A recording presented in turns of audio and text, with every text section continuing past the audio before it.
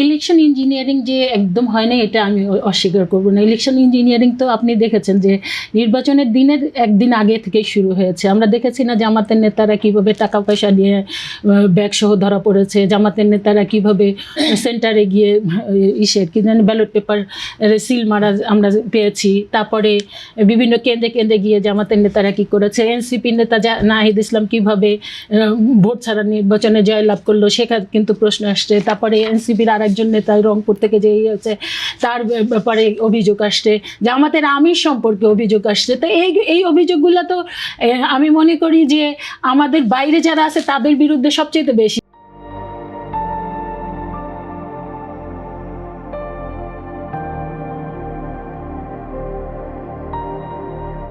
জামাত তো একেবারে সেই মনে হয়েছে যে নির্বাচনের আগের দিন যেটা হয়েছে, আওয়ামী লীগের যেই বিষয়গুলো আমরা দেখেছি যেভাবে মানে ভোটের সিলেট, এছাড়া আপনি জানেন যে আমরা দেখেছি যে কি যেন বাইরের যে ভোটগুলো এসছে সেই ভোটগুলো তো অনেকটা বলা চলে যে নির্বাচনের বেশ কিছুদিন আগে থেকেই আমরা দেখতে পেয়েছি যে সেই জায়গায় ব্যাপক একটা কারচুপি, যে জামাতে ইসলামের নেতাদের বাসায় আমরা সেই ব্যালট পেপারগুলো পাওয়া গিয়েছে। তো এইগুলা কিন্তু হয়েছে প্রচুর, একেবারে যে হয়নি আমি না, সেটা কিন্তু দেখা গিয়েছে বিএনপির চাইতে অনেক বেশি। বিএনপি তো আমি জানি না সুনির্দিষ্ট কতটা অভিযোগ দিতে পারবে, কিন্তু আমি এরকম অসংখ্য অভিযোগ আমি যেটা এখানে উপস্থাপন করলাম। তারপরে সহিংসতার কথা বলবেন, ওনাদের সংখ্যা কত ছিল, মাত্র 30 ছিল। 300 আসনের মধ্যে মাত্র 30টা আসনে সেখানে হয়েছে, নির্বাচিত হয়েছে 6 জন। সেখানে হাসনাত আবদুল্লাহর এলাকায় কি ঘটনা ঘটতেছে, প্রত্যেকটা ঘরে ঘরে গিয়ে কীরকম ওনারা ঝামেলা, ওনাদের পক্ষ থেকে ঝামেলা সৃষ্টি করেছে। তা এইগুলো হয় কি, আমরা পক্ষে বিপক্ষে বললে অনেক কিছু বলতে পারবো। আর একটা বিষয় যেটা বলতে চাই যে বিএনপি তো এখন ক্ষমতা এখন পর্যন্ত আসে নাই, ক্ষমতা আসবে যেদিন শপথ নেবে সেই মধ্যে। এখন পর্যন্ত কিন্তু অন্তর্বর্তীকালীন সরকারটি ক্ষমতায়, কেন তারা অ্যাকশনে যাচ্ছে না, কেন? এইটা তো আমাদের প্রশ্ন। আমরা বারবার করে বলি, ভাই কয়েকবার বলেছে যে সবচেয়ে বড় মানে যেই অভিযোগটা নির্বাচনের আগে নিয়ে আসা হয়েছে দুর্নীতি এবং চাঁদাবাজ মুক্ত। আমিও বলতে চাই যে আমাদেরও স্লোগান থাকবে কি বেরিয়ে থাকবে, আমাদেরও মানে কাজ থাকবে, সেটা হলো দুর্নীতি এবং চাঁদাবাজ মুক্ত একটি বাংলাদেশ গড়ে তোলা। সেই জায়গাটাই আমাদের সবচেয়ে বেশি কাজ করতে হবে, এটা জানি, কারণ দীর্ঘ 17 বছর বাংলাদেশের মানুষ সবচেয়ে বেশি মানে বিষয়টি সবচেয়ে বেশি ফেস করেছে, সেটা হলো চাঁদাবাজি এবং দুর্নীতি। সেই জায়গা থেকে বাংলাদেশকে মুক্ত করতে হবে, এর বিকল্প কিছু নেই।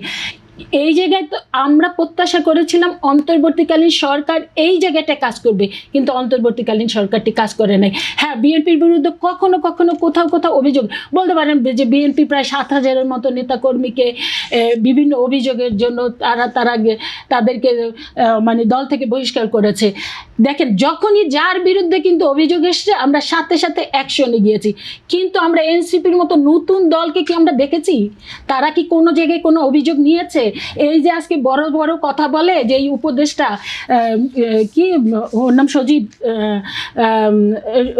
সাহেব, তো সে তার বিরুদ্ধে, সে যখন উপদেষ্টা ছিল তার এপিএস সম্পর্কে যে কেলেঙ্কারি এসছে, এবং সে যে হাঁসের মাংস খেতে সে গিয়েছে 300 ফিটে, না হলে সে ওয়েস্ট ইন্ডিজে যেত, এই ধরনের ঘটনাগুলো কিন্তু এই যে তারপরে আমরা দেখেছি যে প্রথমেই এনসিপি নেতাদের বিরুদ্ধে অভিযোগ আসলো, তারা ক্ষমতা মানে অন্তর্বর্তীকালীন সরকারের শপথ গ্রহণের 1 মাসের মাথায় দেখা গেল যে সারা বাংলাদেশে যে ডিসি নিয়োগ দেওয়া হয়েছিল, সেখানে যে টাকার বিনিময়ে, কোটি কোটি টাকার বিনিময়ে যে ডিসি বিভিন্ন জায়গায় নিয়োগ দেওয়া হয়েছিল, সেই জায়গাগুলো কি আমরা মানে নতুন যে রাজনৈতিক দল তাদের কাছ থেকে কি আমরা এই জাতি কখনো প্রত্যাশা করেছিল? প্রত্যাশা তো করেনি। আবার আরেকটা বিষয় দেখেন, আমি কিন্তু ছাত্র রাজনীতি থেকে উঠে আসা, আমি 17 বছর বয়সে রাজনীতি শুরু করেছি। আমি ইডেন বিশ্ববিদ্যালয় কলেজে নির্বাচিত ভিপি হয়েছিলাম, আমি 90-এর গণ আন্দোলনে বিরাট ভূমিকা পালন করেছি, কিন্তু তারপরে তো আমরা যার মতো করে সবাই আমাদের শিক্ষা প্রতিষ্ঠানে চলে গিয়েছি। কিন্তু দেখা গেল এবারই ছাত্র নেতারা সেই ত্যাগের রাজনীতি বা হাত দিয়ে ভোগের রাজনীতি, তাদের ক্ষমতায় যেতে হবে, তাদের ক্ষমতা নিতে হবে, সেই কারণে তারা উপদেষ্টা মণ্ডলীতে গেলেন এবং উপদেষ্টা মণ্ডলীতে গিয়ে একের পর এক তারা যে কেলেঙ্কারির ঘটনা ঘটিয়েছে, যেই কারণে তারা দেখেন তাদের কি আজকে জামাতের মতো যেই দলের বিরুদ্ধে আপনারা জানেন স্বাধীনতার যুদ্ধে তাদের যে কলঙ্কজনক অধ্যায়, সেই দলের ছায়াতলে কি এদের কি যাওয়া উচিত ছিল?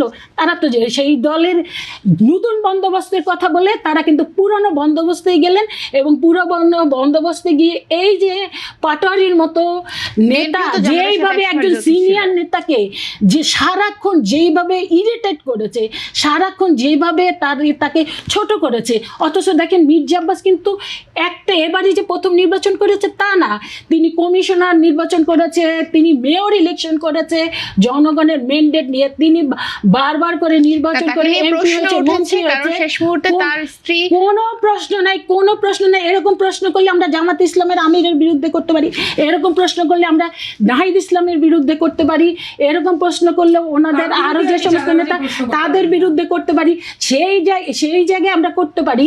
কিন্তু দেখেন যে এই যে পাটোয়ারির মতো একটা নতুন একদম ইয়াং তরুণ একটা ছেলে বাবা না দাদার বসে একজন লোককে না কোনো প্রমাণ ছাড়া সারাক্ষণ যে ইরিটেট করলো, তারপর মানে ওই এলাকার জনগণ কিন্তু দিয়ে দিয়েছে।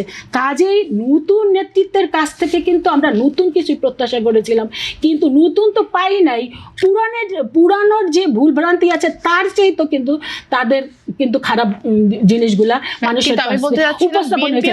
সেই কারণে তারা দেখেন আজকে তো বিরোধী দল তাদের থাকার কথা ছিল, তারা তো বিরোধী দল থাকতেই পারে নাই, উল্টো তারা জামাতে ইসলামের সহযোগী হয়ে মাত্র 6টি সিট নিয়ে তারা কিন্তু ইয়েছে। এখনও দেখেন জামাত ইসলাম যে ভাষায় কথা বলে তার চাইতে কয়েক গুণ ওনারা অ্যাডভান্স হয়ে ওনারা কিন্তু বিএনপি সম্পর্কে যেই সমস্ত বাজে মন্তব্য করতে থাকে। কাজেই আমরা মনে করি যে এই জায়গা থেকে আমরা বের হয়ে আসতে চাই, কারণ এটা আমরা অনেক দেখেছি, এই যেই রাজনীতি দেখে দেখে এদেশের মানুষ অস্থির অতিষ্ঠ, সেই কারণে সেটার বাস্তব প্রতিফলন, সরাসরি প্রতিফলন এই ভোটের মাধ্যমে কিন্তু জনগণ দিয়ে দিয়েছে, যে কারণে বিএনপি ইতিহাসের সবচাইতে বেশি আসন পেয়ে আজকে তারা সরকার গঠন করছে। জনগণ ওনাদেরকে অ্যাকসেপ্ট করেছে না আমাদেরকে অ্যাকসেপ্ট করেছে? জনগণ আমাদের অ্যাকসেপ্ট করেছে বিদায়ী আমাদেরকে আমাদের ইস্তেহার, আমাদের কার্যক্রম, আমাদের সমস্ত স্যাক্রিফাইস, আমাদের মানে দীর্ঘদিনের যে আন্দোলন সংগ্রামের যে আমাদের অসংখ্য নেতাকর্মী গুম খুন হওয়া, এই সব কিছুর প্রতি আস্থা রেখেই জনগণ কিন্তু এই বিএনপিকে এত ভোটের দ্বারা নির্বাচিত করেছে। এখন দেখেন সেইটাকেও কিন্তু ওরা সেই আওয়ামী লীগ, সেই যেই ফ্যাসিস্টদের দ্বারা এই জাতি অতিষ্ঠ হয়েছে, সেই জায়গায় কিন্তু ওরা বারবার করে চলে যাচ্ছেন। আজকে দেখেন এই যে এখন পর্যন্ত শপথ নিতে পারে নাই, আইন শৃঙ্খলার দায়িত্ব কি বিএনপি কি ক্ষমতায় গিয়েছে? বিএনপি কেবলমাত্র তারা নির্বাচনে সংখ্যাগরিষ্ঠতা পেয়েছে, আগামীকালকে যদি শপথ হয় তারপর থেকে বিএনপির কার্যক্রম শুরু হবে। এখন পর্যন্ত তো অন্তর্বর্তীকালীন সরকার, ওনারা অভিযোগ দিলে তো তাদের বিরুদ্ধে দিবে, ওনারা সেটা কিন্তু দেন না। এই 18 মাসে কিন্তু ওনারা বারবার করে বিএনপিকে অভিযুক্ত। বিএনপি কি ক্ষমতায়? বিএনপির চাইতে তো অনেক বেশি প্রশাসনে জামাত ইসলামের লোকজন, বিএনপির চাইতে অনেক বেশি তো এনসিপি, কারণ এনসিপির 3 জন উপদেষ্টা ছিল সরকারে। তা সেই জায়গায় দেখেন তারা কিন্তু দেখা যাচ্ছে বিএনপি কিন্তু ক্ষমতাও নাই, ক্ষমতার বাইরে, তারপরে বিএনপিকে সবসময় টার্গেট করে তার উচিত জবাব এই জাতি দিয়ে দিয়েছে। কাজেই ভাই আপনারা এই ধরনের বক্তব্য থেকে আপনারা ফিরে আসবেন, যারা ফিরে আসবেন, আপনিও অনেক সময় কথা বলেছেন, তো এই জায়গা থেকে আমরা সরে যেতে চাই, এই জায়গা থেকে আমরা সরে যেতে চাই। আমরা আসলে সবাই মিলেমিশে, অবশ্যই বিরোধী দল আমাদের সমালোচনা করবে, সেটাই আমরা প্রত্যাশা করি, এবং একটি শক্তিশালী বিরোধী দল থাকুক, এইটাই কিন্তু আমাদের চেয়ারম্যান বারবার করে বলেছেন।